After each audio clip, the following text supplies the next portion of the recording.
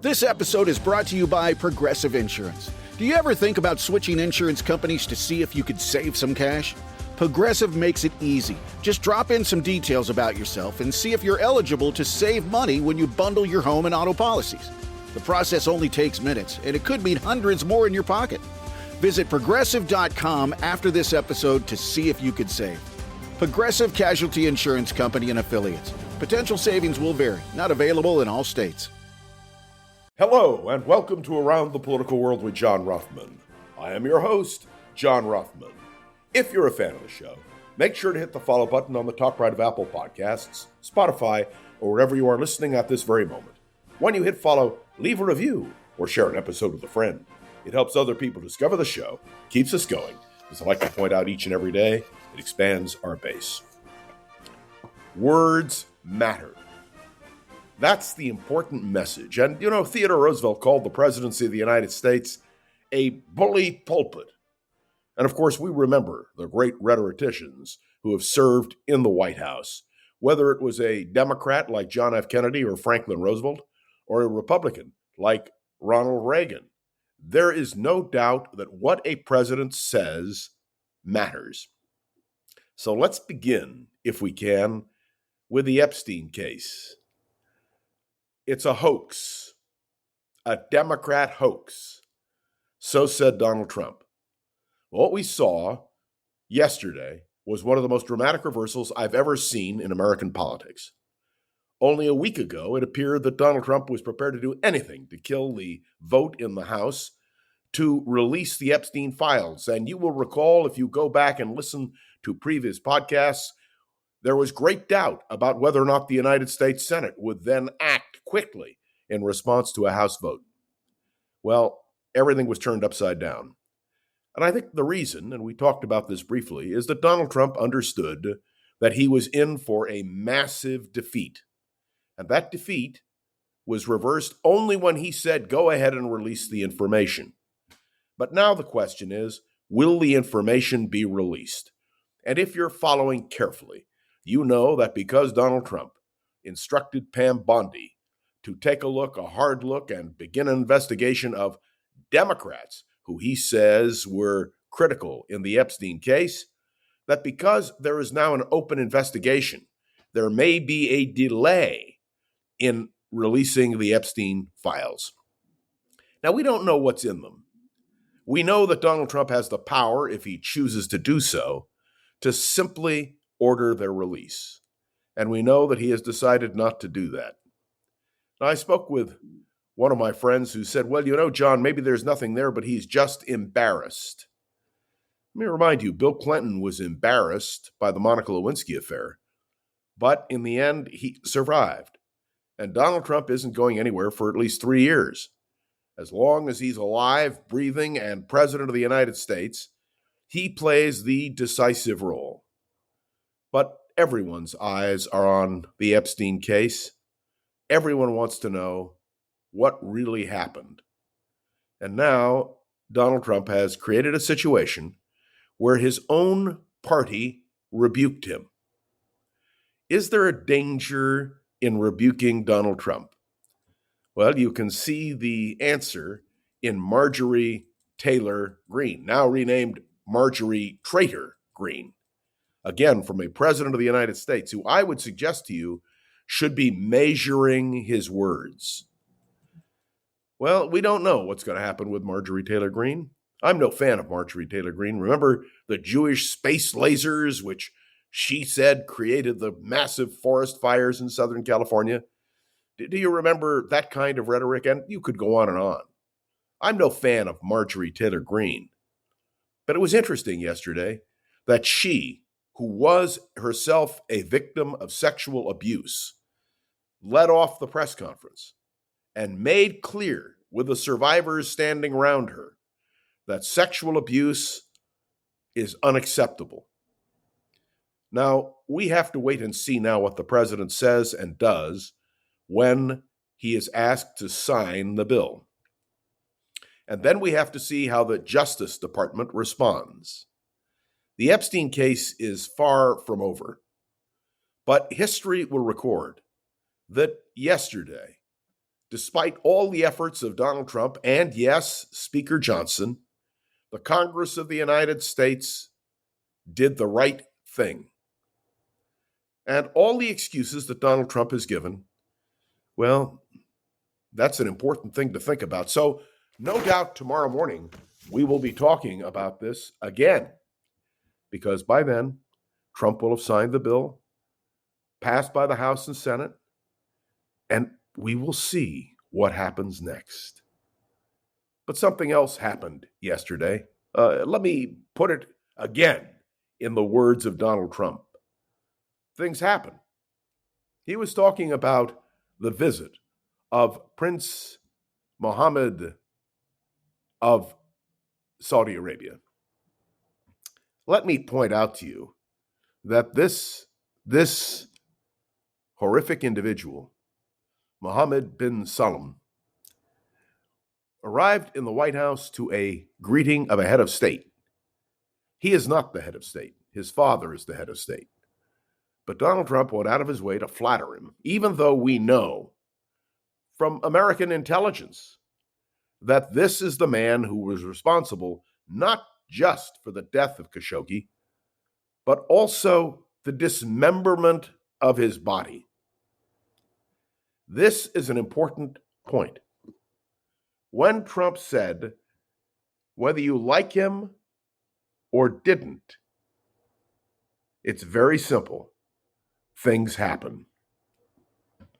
Trump said this about the international incident in which Khashoggi was murdered and the Crown Prince was blamed. And yet, to have a murderer in the White House, someone who committed such an atrocity, well, it's astounding.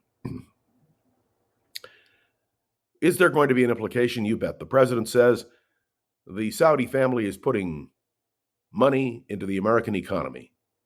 Millions, billions, trillions, perhaps. And that is the reality. One other thing about this that really bothered me, Donald Trump claims that he and his family have really not made any money. No. They haven't made any money on the Saudis. But the answer to this is clear. They have made billions of dollars. And it's very clear. It's explicit. It's not even masked. But words matter. And the President of the United States, in his expression, well, and for the prince now to say what he said about Khashoggi's death, it's painful and it's a huge mistake, does not excuse the fact that it happened. And this is the real problem. Trump's family has a strong personal interest in Saudi Arabia. We are told that in September, London real estate developer Dar Global announced it plans to launch Trump Plaza in Jeddah, a city in Saudi Arabia.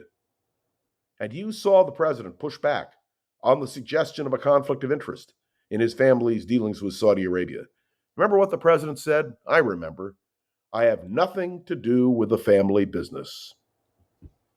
Do you believe that? Words matter. And I must tell you how horrified I am by the fact that Donald Trump is pulling this off. I will say what I have said before. I believe him to be the most corrupt president in the history of the United States of America. And the facts are the facts. It's not an opinion, it's a fact. Now let's deal with another aspect of this, which I think bears discussion and repeating. The President of the United States of America speaks, and the world listens. But it's not just the world. We listen. Have you been watching carefully what is happening with federal immigration authorities in North Carolina? Do you know that they are now expanding their crackdown to Raleigh? And the mayor of the city's capital city said, while Customs and Border Protection agents continue operating in Charlotte following a weekend that saw arrests of more than 130 people, well, it's now extending to yet another city. Mayor Janet Cowell said Monday that she did not know how large the operation would be or how long agents would be present. But there is no doubt that what we are witnessing now in North Carolina is a model for what could happen throughout the country. Yes, my friends, words matter. Actions matter. I had a discussion with someone for whom I have the highest regard, who said, yes, okay, so he does these things, but think of all the good things Donald Trump has done. And I immediately, because of my experience working for Richard Nixon, flash back to the arguments made at the height of the Watergate crisis, when people said, but look, all the good Nixon has done. He went to China. He achieved détente with the Soviet Union. He created the Environmental Protection Agency. He waged a war on cancer, which made a huge difference in the lives of millions of Americans. All those things are true. But there is a real question. A president of the United States must be judged on the totality of what they do. And for all the good that some perceive a president doing, when you make these kinds of judgments, and the judgments prove to be wrong, well, what then? What then? Now, there is no doubt that Donald Trump scored a major diplomatic triumph on Monday when the UN Security Council backed his plan for Gaza. That plan was welcomed by the Israelis, was rejected by Hamas. And remember, the plans include an international force to provide security and a path to potential Palestinian statehood. The Israelis reject this notion, but they embrace the general idea of a plan. And the question you have to ask is there really a peace plan in the Middle East? And the answer is no. All of these questions continue to be raised. And today will be a fascinating day. Why? We will see what the president does about Epstein and the files. We will see what the president's follow-up is to the meeting with the Saudi crown prince. We will see what happens in North Carolina as the efforts there are expanded to Raleigh. We will see what happens in the Middle East. We will see whether or not this president is able to pull things off that he thinks he can. But even if he can, are they things that we favor? Are they good for American democracy? The president called a reporter Miss Piggy. Absolutely stunning to me, the disrespect that the president showed for the working press. And did you hear his attack on ABC News? Let me express to you my views about that as well. The idea that a president of the United States would attack a major news network should not surprise anyone. Donald Trump has attacked ABC, CNN, CBS, NBC. He's even attacked Fox. Now, a president of the United States has the right to an opinion. But don't you think that when a president says to a reporter in the White House, in the Oval Office, the kinds of things that Donald Trump said yesterday, that one has to wonder about what in the world he is thinking? And more than that, I want to go back to the original notion here. Words matter. When a president of the United States attacks someone, when the president of the United States gives an order which clearly needs to be looked at hard, there are issues which need to be explored. And may I say, nothing excuses the misuse of language. Language which is hurtful, language which dismisses a murderer, waving off, as he did with the Saudi crown prince, the idea of, things happen. That's the kind of remark by a president of the United States which should disturb us all. After all, we are the United States of America. And in theory, we should be representing the very best, not the very worst. And given the fact that the president is the voice of our country, the voice of our people, how we are judged, this should concern us all. Every morning when I record this podcast, I understand that I must measure my words. And yes, words matter. Thanks for tuning into another episode of Around the Political World with John Rothman. I'd love to hear your thoughts on today's episode. You can write me a review on Apple Podcasts, drop a comment on YouTube or Spotify, and click any of the links to the show. All you have to do is make those comments. You can contact me, of course, on social media. And please, remember to share this episode with a friend or colleague so we can continue to grow and expand, which, of course, is our goal. And you will note we now have advertisers.